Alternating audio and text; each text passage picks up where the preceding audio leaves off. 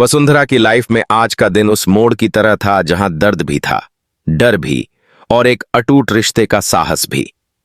सुबह का समय था, लेकिन चौहान हाउस में वातावरण ऐसा था जैसे किसी तूफान ने अभी अभी दरवाजे पर दस्तक दी हो। घर की दीवारों पर जैसे खामोशी की परत चढ़ी थी और हर कोने में एक डर भरी फुसफुसाहट घूम रही थी। सभी को लग रहा था कि आज कुछ बड़ा होने वाला है, और वही हुआ। हनुमंत जी, जो चौहान परिवार की रीढ़ की तरह थे, आज अपनी ही जिंदगी के लिए खतरे में थे। कारण था एक झूठ का जाल, एक षड्यंत्र जो लंबे समय से बुना जा रहा था, और उस जाल में उन्हें धकेला जा रहा था सिर्फ इसलिए ताकि सच बाहर न आए। लेकिन यह नहीं पता था कि उनकी रक्षा के लिए दो लोग, देव और वसु, पहले से ही चौकन्ने खड़े हैं। देव रात भर कुछ कागजात, कुछ रिकॉर्डिंग्स और कुछ सबूत जोड़ने में लगा हुआ था। उसकी आंखों में चिंता नहीं बल्कि दृढ़ निश्चय था। वसु उसके पास खड़ी थी। उसकी आंखों में चिंता स्पष्ट थी, पर विश्वास उससे भी ज्यादा मजबूत था। उसका भरोसा देव पर और देव का भरोसा उसके प्यार पर। दोनों मिलकर एक ऐसा कवच बना रहे थे जो सच को बचा सके। सुबह सुबह उन्हें एक खबर मिली। हनुमंत जी को घर से बाहर ले जाने की तैयारी की जा रही है, और वह भी उन लोगों द्वारा जिन पर भरोसा नहीं किया जा सकता। वसु का दिल बैठने लगा, पर देव ने उसका हाथ पकड़कर कहा, डर मत वसु, इस बार कोई तुम्हारे बाबा को हाथ भी नहीं लगा सकेगा, मैं हूं ना। यह सुनते ही वसु की आंखों में एक ऐसी शक्ति लौट आई जो सिर्फ प्रेम दे सकता है। इधर चौहान हाउस के अंदर माहौल अजीब था। कुछ लोग इधर उधर नजरें चुरा रहे थे, कुछ फोन पर धीमी आवाज में बातें कर रहे थे। यह सब देखकर वसु समझ गई कि षड्यंत्र गहरा है और समय कम है। देव ने हनुमंत जी को उनके कमरे से बाहर निकालने की योजना इतनी सावधानी से बनाई थी कि किसी को भनक तक न लगे। वसु उनका सहारा बनी और देव रास्ता तय करता चला गया। जैसे ही वे लॉबी में पहुंचे, कुछ पारिवारिक सदस्य सामने आए और सवालों की झड़ी लगा दी। कहां ले जा रहे हो? इतनी जल्दी? किसने कहा?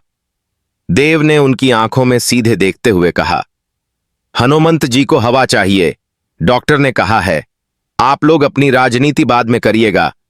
उसकी आवाज में ऐसा अधिकार था कि कोई दोबारा बोल न पाया। लेकिन जैसे ही वे बाहर के दरवाजे पर पहुंचे, अचानक दो लोग रास्ता रोककर खड़े हो गए। ये वही लोग थे जिन पर शक था। उनकी आंखों में घबराहट साफ थी, जैसे डर हो कि सच अब उनके हाथ से फिसलने वाला है। देव उन्हें घूरता रहा और वे लोग बहाने बनाने लगे। हम तो बस मदद करने आए थे। हमें लगा आपको जरूरत होगी। देव ने बिना रुके कहा, हमें मदद की नहीं, सच्चाई की जरूरत है, और वो हम लेकर जाएंगे। इतना कहते ही उसने गाड़ी का दरवाजा खोला और हनुमंत जी को सीट पर बैठा दिया। वसु पीछे बैठकर उनका हाथ पकड़े रही। गाड़ी शुरू होते ही चौहान हाउस का भारी मुख्य द्वार उनके पीछे छूटता चला गया। वसु की आंखों से आंसू गिर रहे थे, लेकिन ये आंसू डर के नहीं बल्कि राहत के थे। अब वे लोग उस खतरे से एक कदम दूर जा चुके थे, लेकिन लड़ाई अब भी बाकी थी। रास्ते में हनुमंत जी की तबीयत थोड़ी बिगड़ने लगी। वसु घबरा गई, पर देव ने तुरंत गाड़ी अस्पताल की तरफ मोड़ दी। उसकी आंखें लगातार रियर व्यू मिरर में देख रही थीं, जैसे कोई पीछा कर रहा हो। और सच यही था, एक काली एसयूवी दूर से उनका पीछा करती दिख रही थी। वसु ने डरते हुए पूछा, देव, कोई पीछा कर रहा है क्या? देव ने उसकी तरफ देखा और शांत आवाज में कहा, हां, पर चिंता मत कर। जब तक मैं हूं, कोई तुम्हें या बाबा को छू भी नहीं सकता। गाड़ी तेजी से मोड़ काटती हुई आगे बढ़ी और देव ने पीछा करने वालों को चकमा देकर अस्पताल का एक वैकल्पिक रास्ता चुना। यह रास्ता सुनसान था, लेकिन सुरक्षित। अस्पताल पहुंचते ही डॉक्टरों ने हनुमंत जी को इमरजेंसी में ले लिया। वसु वहीं कुर्सी पर बैठ गई। हाथ कांप रहे थे, चेहरा पसीने से भीगा था। देव ने उसके पास बैठकर उसका हाथ पकड़ा। वसु, हम सही समय पर आ गए, बाबा ठीक हो जाएंगे। लेकिन वसु की आंखों में एक दूसरा डर था। अब हम वापस चौहान हाउस जाएंगे क्या? देव ने सिर हिलाया। उसकी आवाज दृढ़ थी। नहीं, वहां अब हम नहीं रहेंगे, जहां तुम्हारा, मेरा और बाबा का सम्मान नहीं। वहां रहना भी पाप है। आज से हम उस घर से आजाद हैं। वसु ने कोई जवाब नहीं दिया, पर उसके आंसुओं में एक नई आजादी चमक रही थी। इसी दौरान डॉक्टर बाहर आए।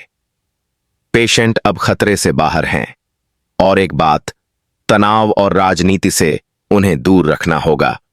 देव और वसु ने एक दूसरे की तरफ देखा। यह डॉक्टर की सलाह नहीं, सच का आदेश था। कुछ देर बाद हनुमंत जी ने आंखें खोलीं। उन्होंने देव और वसु दोनों को अपने पास बुलाया और धीमी आवाज में कहा, तुम दोनों ने मेरी जान बचाई। चौहान हाउस छोड़कर सही किया।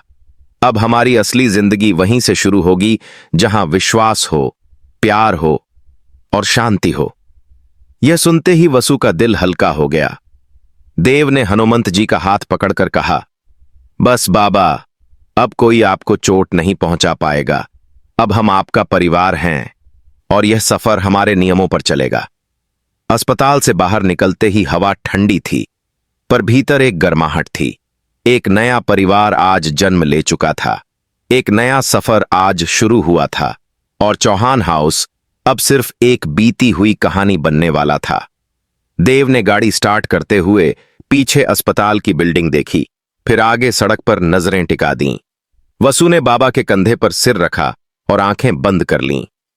अब उनका रास्ता साफ था, आजादी, सच और नए जीवन का रास्ता।